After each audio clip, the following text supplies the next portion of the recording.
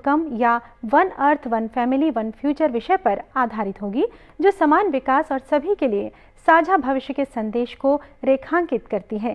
प्रधानमंत्री ने यह भी कहा कि वे G20 शिखर सम्मेलन में भाग लेने वाले कई अन्य देशों के नेताओं से मिलेंगे और उनके साथ भारत के द्विपक्षीय संबंधों में प्रगति की समीक्षा करेंगे।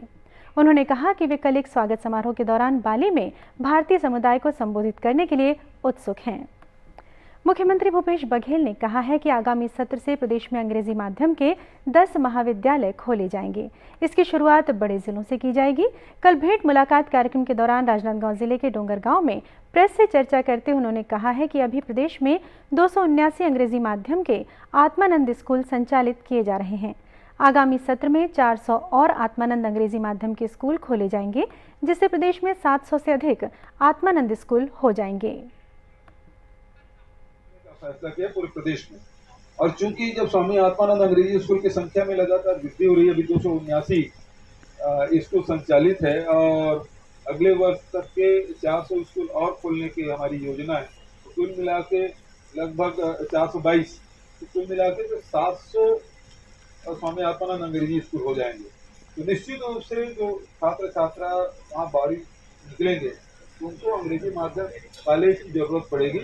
उसका भी हमारे सरकार में के ध्यान में है, और इस साल हम लोग 10 अंग्रेजी स्कूल खोलेंगे और प्रयास हमारा ये होगा, खासकर जो बड़े जिले हैं वहाँ तो कम से कम कॉलेज खुले ही अंग्रेजी माध्यम के कॉलेज।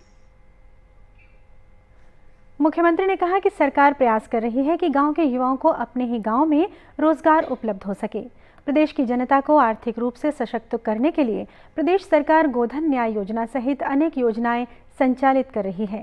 गोधन न्याय योजना अंतर्गत गांव में गौठान का निर्माण कराया जा रहा है और रूर्बन इंडस्ट्रियल पार्क के रूप में विकसित किया जा रहा है और गांव में गांव के लोगों को रोजगार उपलब्ध कराया जा रहा है। आगे बढ़ाते हुए Mahatma Gandhi rural industrial park हर ब्लॉक में 2, इसकी शुरुआत हम लोगों ने किया। हर रिपा में 2-2 करोड़ रुपए की राशि हम लोगों ने स्वीकृत किया है।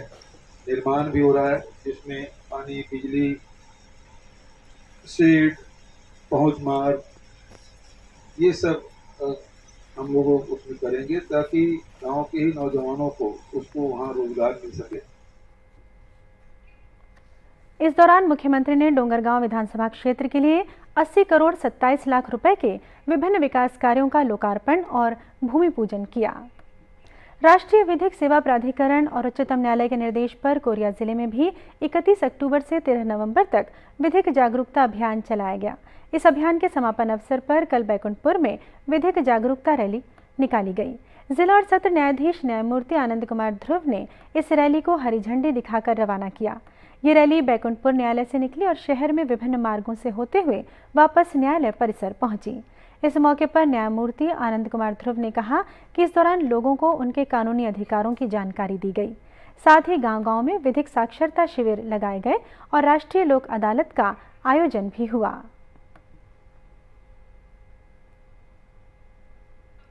कार्यक्रम के तहत जो है अखिल भारतीय साक्षरता एवं आउटरीच अभियान के अंतर्गत 31 अक्टूबर से 13 नवंबर तक विधिक साक्षरता शिविर गांव तक फैलाना था।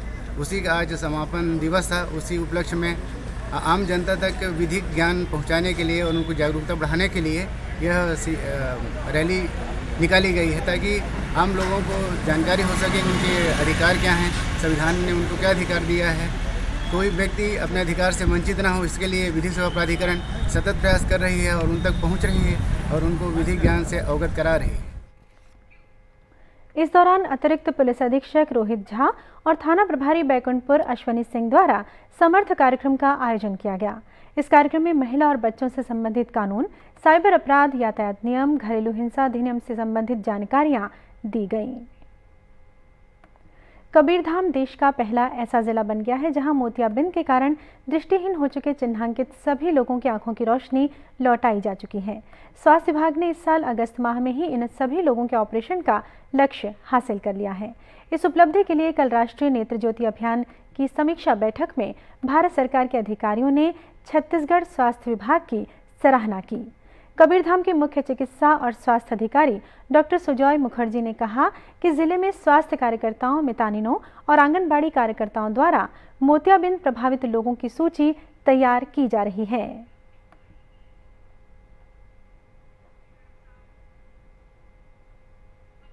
दृष्टिहीन वो सारे लोगों को हम लोगों ने पिछले 4-5 सालों में लगातार ऑपरेशन करवाया है और यह प्रोजेक्ट कबीरधाम जिले में 2018 से चालू हुआ।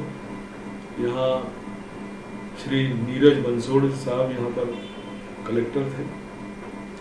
वे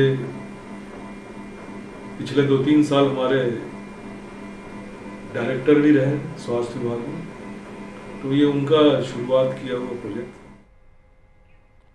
इस बीच राष्ट्रीय अंधत्व निवारण कार्यक्रम के राज्य नोडल अधिकारी डॉक्टर सुभाष मिश्रा ने बताया कि चालू वित्तीय वर्ष में प्रदेश में अब तक मोतियाबिंद की वजह से दृष्टिहीन 59,000 से अधिक लोगों की सफल सर्जरी की जा चुकी है।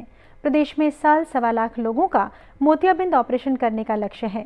डॉक्टर मिश्रा ने बताया कि प्रदेश में राष्ट्रीय नेत्र ज्योति अभियान के तहत रायपुर, बलौदाबाजार, भाटापारा और बालोद को इस साल नवंबर तक तथा रायगढ़, दंतेवाड़ा और सूरजपुर को दिसंबर तक मोतियाबिंद मुक्त जिला बनाने का लक्ष्य रखा गया है।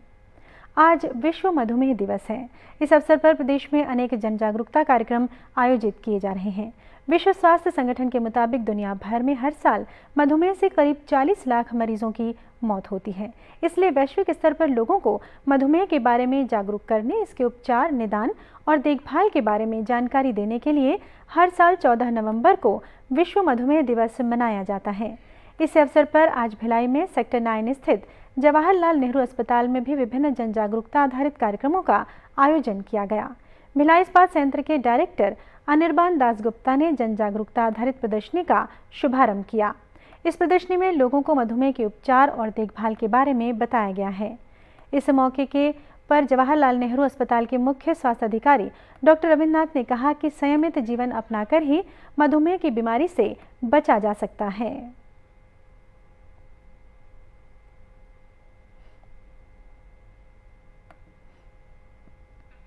और इसको मद्देनज़र रखते हुए कि भारत में डायबिटीज़ की प्रकोप बढ़ रहा है और आगे जाके ऐसा सुनने को मिलता है कि भारत डायबिटीज़ का कैपिटल बन जाएगा। तो इसीलिए ये जागरूकता फैलाने की कोशिश हुई है। हमने मेन 3 चीज़ों पे ध्यान दिया है। एक है डाइट, एक्सरसाइज और ड्रग्स। इसके जरिए डायबिटीज़ को या तो आप प्रिवेंट कर सकते हैं या कंट्रोल कर सकते हैं। प्रदेश के अन्य जिलों में भी आज विश्व मधुमेह दिवस के मौके पर अनेक कार्यक्रम आयोजित किए जा रहे हैं। इस वर्ष विश्व मधुमेह दिवस की थीम है मधुमेह के बारे में जानकारी बढ़ाना। जांजगीर क्षेत्र के कई गांवों में धान की फसल में हुई पेनिकल माइट बीमारी ने किसानों को चिंतित कर दिया है। इस बीमारी के कारण धान की बाली खराब हो रही है। क्षेत्र के मेहदा, सेवई, चौराभाटा, मुनुंद, मरकाडीह, तेंदुआ समेत अनेक गांवों में धान की फसल में इस बीमारी का प्रकोप देखा जा रहा है। किसानों के अनुसार हजारों रुपए की कीटनाशक दवा भी काम नहीं आ रही है। इससे काफी नुकसान होने की आशंका है। किसानों का आरोप है कि कृषि विभाग के अधिकारी फसल के नुकसान का सही मूल्यांकन नहीं कर रहे हैं। किसान प्रशासन से मुआवजा दिए जाने की गुहार लगा रहे हैं। गांव में मैं बोलता हूँ, मेरे साथ में जो बोनी किए थे लगभग 100, 125, 150 एकड़ के बोनी हुई थी उस समय, वो पूरी फसल में आपकी यही स्थिति है। पास वाले गांव में भी ऐसी स्थिति है। सेवई में, खोखरा में, धाराशिव में, भड़ेसर में, मुनून में, धलेनी में, आपका कुटरा में, सेंद्री में, तागा में, मुरली में, पौना में, अब प्राय सभी मैं बहुत से गाँव में घूमा हुआ हूँ। मैं एक ये बीमारी मेरे यहाँ ही है कि और अन्य जगहों पे है। तो मैं मोटरसाइकिल से राउंड लगाए हुआ हूँ पूरा सर्कल ज़िले का।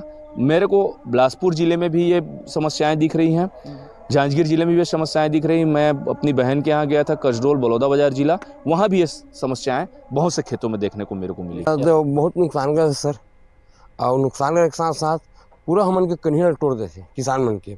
एक तो रेटो नहीं मिलत है हमन ला, आप मन जैसे भी है, और जो धान हमन के बिकना चाहिए ज़्यादा, जो हमन 30 बोरा यानी कि 22 क्विंटल हमन उपजात धान, और धान उतना का नहीं बिक पाते, मार्केट में बेचा बनिया मन करा।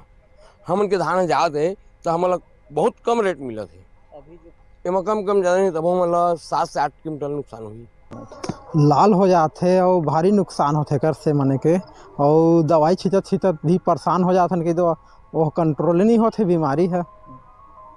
और एमा कम से कम 7-8 कुंटल तो एकड़ में हो जाते।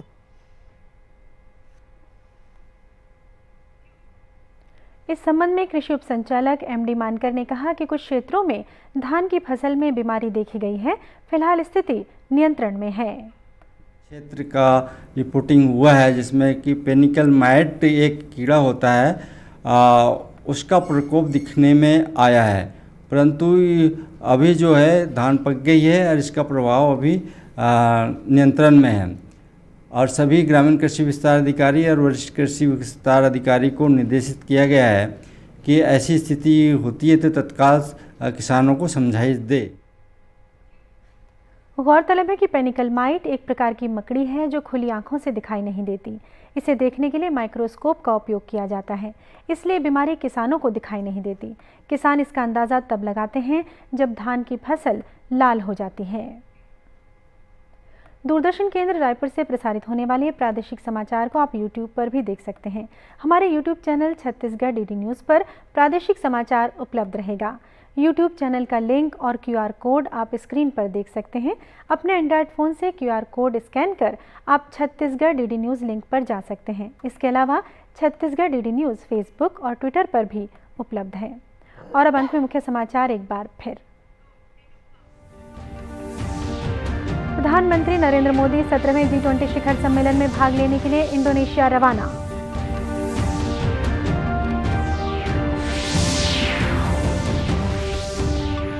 मुख्यमंत्री ने कहा, आगामी सत्र से प्रदेश में अंग्रेजी माध्यम के 10 कॉलेज खोले जाएंगे और इसकी शुरुआत बड़े जिलों से होगी।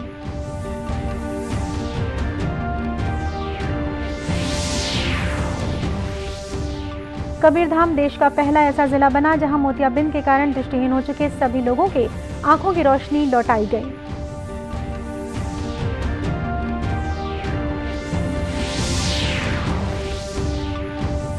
और विश्व मधुमेह दिवस के मौके पर आज प्रदेश में आयोजित किए जा रहे हैं अनेक जन जागरूकता आधारित कार्यक्रम। इसी के साथ ही समाचार बुलेटिन समाप्त हुआ। नमस्कार।